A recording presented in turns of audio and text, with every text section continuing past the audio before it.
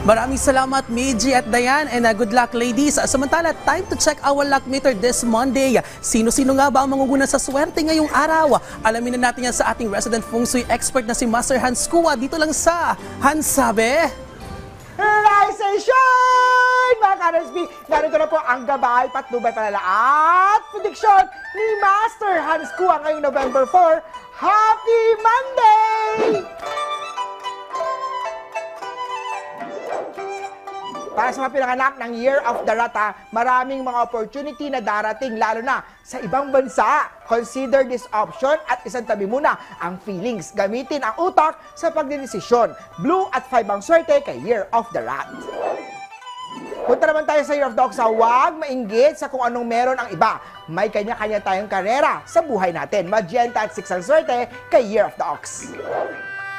Kay Tiger naman tayo, maging natural ka at huwag maging mapagpanggap. Huwag magkunwari ng personality para hindi makisabay sa mga nakapaligid sa iyo. Silver at 2 ang swerte kay Year of the Tiger. Kay Rabbit naman tayo makukuha na ang rewards sa mga pinaghirapan mo. Iwasan lang ang pagiging negative mindset o negative minded mo. Makakatulong ang pagsuot ng anti-evil eye na amulet. Bilhin niyan sa Lucky Charm store ni Master Hans Kua. Maglagay din ng asin sa corners ng bahay at opisina. Walisin ito palabas the next day at mag-cleansing gamit ang insenso. Pink at 2 ang swerte kay Year of the Rabbit. Kay Drago naman tayo, show your appreciation sa minamahal mo sa simpleng pagbibigay ng pasasalamat. A little thank you goes a long way. Pagdating naman sa pera, resist the temptation of overspending. Gray at 7 ang swerte kay Year of the Dragon. Kay Snake naman tayo, lucky time para sa trabaho at negosyo. Give your best effort para mag-succeed. Mag-ingat tayo sa mga taong nagbibigay ng tulong na nanghihingi naman ng kapalit.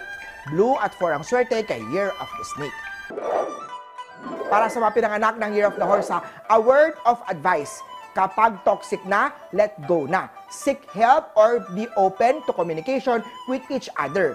Sa career naman, expect a bumpy ride na may up and down at layered ng good and bad na luck. Don't give up and keep being positive. Yellow at 8 ang swerte kay Year of the Horsey. Ito naman! Save the Goat, hindi mag-workout ang pag-ibig na nirereto. Pinipilit yan. Nagmumula sa biruan at out of desperation. Masaya ka sa una pero malungkot na hiwalayan sa ending. Green at 3 ang swerte kay Year of the Goat.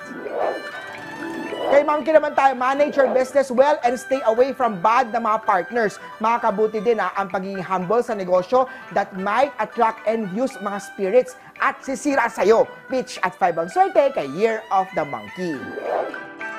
Sa Rooster naman tayo, maraming trabaho pero walang dagdag bayad. Ano ba yan? Sasabayan pa ni boss na puro sita sa output mo.